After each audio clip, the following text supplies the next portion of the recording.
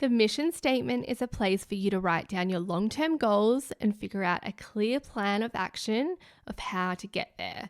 The first step is defining your goal, and a good way to do this is using the SMART philosophy: specific, measurable, achievable, realistic, and time-bound. An example of a SMART goal is renovate the kitchen to improve storage, layout, and aesthetics by the 30th of April 2025. The next step is to list all the reasons why you want to pursue this mission. This is completely personal, so you don't have to share it with anyone. It's just for you to flick back on when you can feel that flicker of resistance and you kind of want to quit. This is going to be your source of motivation, your fuel to keep going. Think about why this goal is worth your time and energy, and think about the short-term benefits as well as the long-term benefits. If we consider the example of renovating the kitchen, you might want to do this because you want to make cooking and baking a more enjoyable experience. You want to create a more functional space for hosting events and gatherings. You want to increase storage solutions so that everything has a home. And maybe you want to increase your home value since you'll be selling in a few years. The next step is to debunk your fears. We all have them. We know that fears can often get in the way of our goals and prevent us from moving forward and making progress. That's why we've added a few journaling prompts to help you work through your fears. The first question is, what worst case scenarios may result from pursuing this mission, and how likely are they to occur? If you're renovating your kitchen, here are some worst case scenarios that might play out. Number 1, building delays. Number 2, exceeding budget. And number 3, not being happy with the finished product. If you consider the likelihood of these occurring, you might label the first and second as very likely and the third unlikely based on what you've heard from family and friends who have recently renovated. Writing down your fears is so beneficial because it allows you to address them logically. When fears are swirling in your mind, they can become overwhelming and paralyzing, which ultimately prevents you from moving forward with your goals. By putting them on paper, you can gain clarity and perspective, making it easier to tackle them. Which brings us to question number 2. What practical steps can you take to prevent these outcomes? When you adopt a problem-solving mindset, it becomes clear that there are many things you can do to prevent or repair the potential damage. It allows you to see other viable pathways to your goal. If we take the worst case scenario of building delays, exceeding budget, and not being happy with the finished product as an example, you can prevent the worst from occurring by doing the following. Set clear goals and expectations with your chosen contractor, clearly communicate your vision and preferences, establish a realistic budget, maybe a contingency fund of 10 to 20%, get multiple quotes, choose a reputable contractor and designer with excellent reviews, work with your contractor to create a detailed and realistic timeline, have a backup plan, identify alternative materials or designs in case your first choice becomes unavailable, request a mock-up of your kitchen design so that you can visualize the finished product, and communicate any issues or concerns to your contractor before completion so that adjustments can be made. So as you can see, there are many steps that can be taken to prevent the worst from occurring. Question number 3. If the worst does come to pass, what practical steps can you take to repair any damage?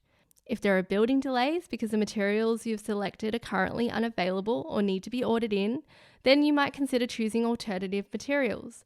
If you don't want to explore other options, then it might be a matter of shifting your mindset and accepting that delays are the norm. If you end up exceeding your budget, you can tap into the contingency fund you established earlier. If you've exceeded that, you might choose to freelance or sell some things that you no longer use on Marketplace. If you're not happy with the finished product, you can address the issues with your contractor and see if they can be resolved.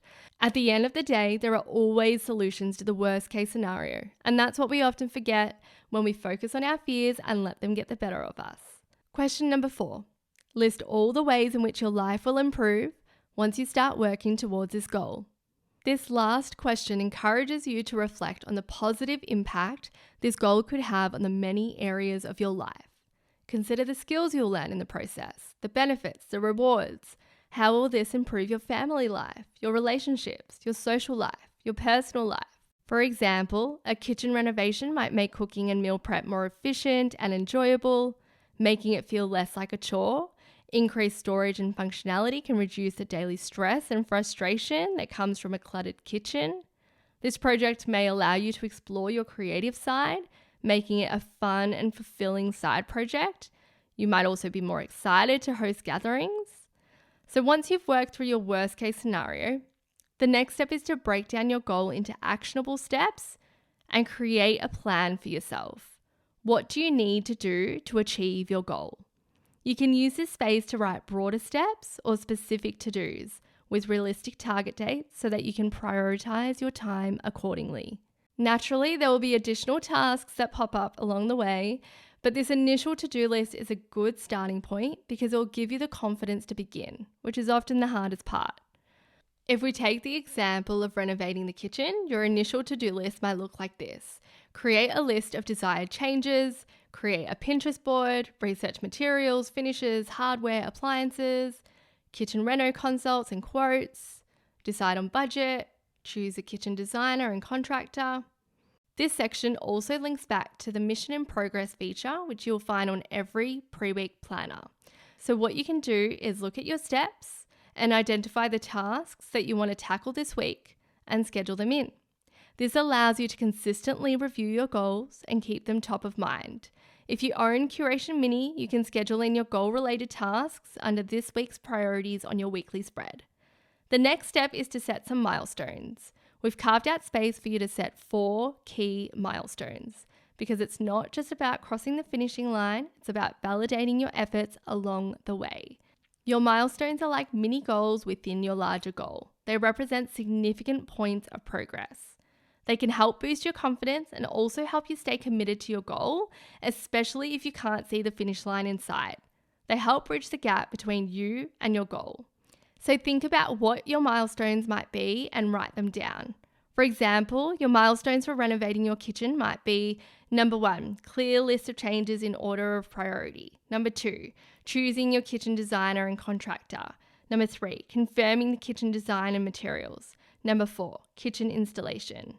Just remember that your milestones should follow a linear path, meaning that by completing one milestone, you should be able to complete the next one and so forth. The next section is called rewards. We're big believers in celebrating our wins. So this here is space for you to write down how you want to celebrate accomplishing your mission. Maybe it's going out for a fancy dinner at your favorite restaurant. Maybe it's treating yourself to a spa day or getting a massage. You might also choose to include rewards for arriving at each milestone. For this particular goal, cooking in your brand new kitchen is probably the ultimate reward. But if it's been a stressful process, for example, then you might choose to treat yourself to a massage.